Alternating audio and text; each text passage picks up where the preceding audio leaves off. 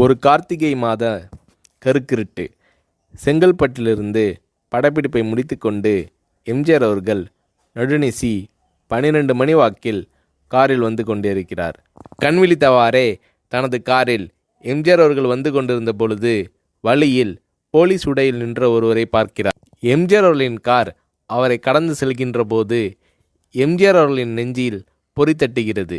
ஆள் நடமாட்டமே இல்லாத இந்த அர்த்த ராத்திரியில் அந்த போலீஸ்காரர் பஸ்ஸுக்காக காத்து நிற்கிறார் என்பதை எம்ஜிஆர் அவர்கள் புரிந்து கொள்கிறார். உடனே தனது டிரைவரிடம் காரை நிறுத்த சொல்கிறார் எம்ஜிஆர். கார் பின்னோக்கி வருகிறது. போலீஸ்காரரின் அருகில் காரை நிறுத்தி கதவை திறந்து ஏறுங்கள், எங்கே போக வேண்டும் என்கிறார் எம்ஜிஆர். பரவாயில்லை, நான் பஸ்ஸிலே வந்து விடுகிறேன் என்கிறார் அந்த போலீஸ்காரர்.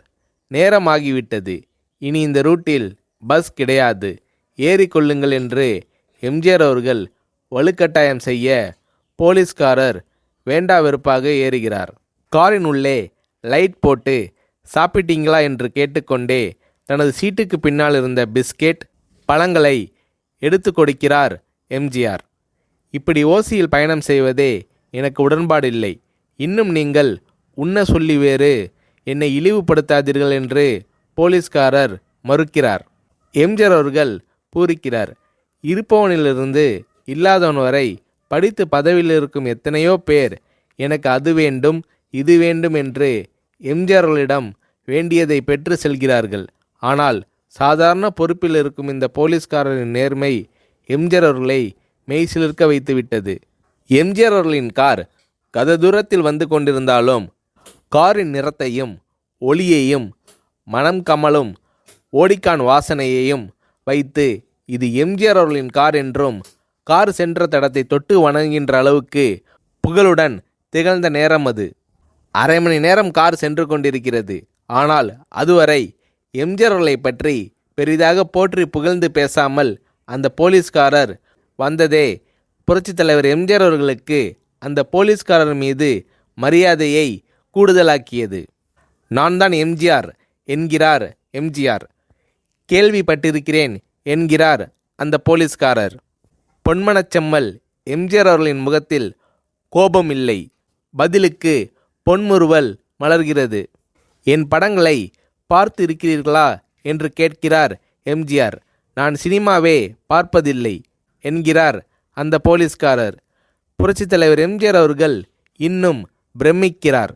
இப்போது கார் சத்தத்தை தவிர ஒரே நிசப்தம். போலீஸ்காரர் தனது வீட்டிற்கு அரை கிலோமீட்டர் தூரத்திற்கு முன்பே காரை நிறுத்த சொல்லி இங்கேயே இறங்கிக் கொள்கிறேன் என்கிறார். ஏன், நீங்கள் குறிப்பிட்ட அந்த விலாசம் இன்னும் அரை கிலோமீட்டர் தூரம் இருக்கிறதே என்கிறார் எம்ஜிஆர்.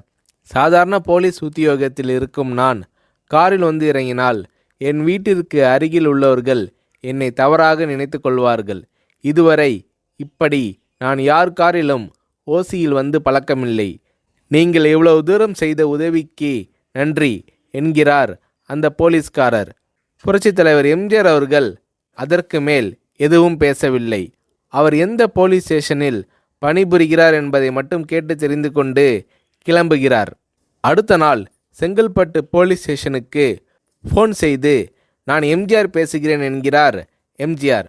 ஃபோனை எடுத்த டிஎஸ்பி உதறலோடும் உற்சாகத்தோடும் தலைவரே வணக்கம் என்கிறார். இரவு சந்தித்த போலீஸ்காரரை பற்றி விசாரிக்கிறார் எம்ஜிஆர். அந்த டிஎஸ்பி சொல்கிறார், நீங்கள் குறிப்பிடும் அவர் இன்று விடுப்பில் இருக்கிறார். அவர் கையூட்டு வாங்காதவர், கடமை தவறாதவர், காவல்துறையின் நேர்மைக்கு இவரே இலக்கணம். வெற்றிலை பாக்கு, பீடி, சிகரெட் போன்ற போதை வஸ்துக்கள், நாடகம், சினிமா போன்ற பொழுதுபோக்கு அம்சங்களையெல்லாம் இவர் அறியாதவர். கல்யாண வயதில் உள்ள 3 பெண்களையும் கரை சேர்க்க முடியாமல் கஷ்டத்தில் இருக்கிறார் என்கின்ற விபரம் டிஎஸ்பியால் எம்ஜிஆர் அவர்களுக்கு சொல்லப்படுகிறது. அவரை நாளை என் தோட்டத்திற்கு வர சொல்லுங்கள் என்கிறார் எம்ஜிஆர். கேட்டுக்கொண்ட டிஎஸ்பி உங்களோடு ஃபோனில் ஆளுக்கு ஒரு வார்த்தை பேச இன்ஸ்பெக்டர், சப் இன்ஸ்பெக்டர் உட்பட எல்லோரும் ஆசைப்படுகிறார்கள். ஃபோனை அவர்களிடம் கொடுக்கலாமா என்கிறார். எம்ஜிஆர் அவர்கள் கொடுங்கள் என்கிறார். பேசுகிறார். அந்த போலீஸ் ஸ்டேஷனே புண்ணியம் பெற்றதாக மகிழ்ச்சி அடைகிறார்கள் அந்த போலீஸ்காரர்கள். மறுநாள் அந்த போலீஸ்காரர் ராமவரம் தோட்டத்திற்கு அழைத்து வரப்படுகிறார். அவரிடம் பேப்பரில் மடித்த பெரிய பணக்கட்டை கொடுத்து, இதை வைத்து உங்கள் பெண்களின் கல்யாணத்தை நடத்துங்கள் என்கிறார் எம்ஜிஆர். போலீஸ்காரர் மறுக்கிறார். நான் ஏதாவது உங்களிடம் காரியமாற்ற சொல்லி அதற்காக கொடுத்தால் அது தவறு.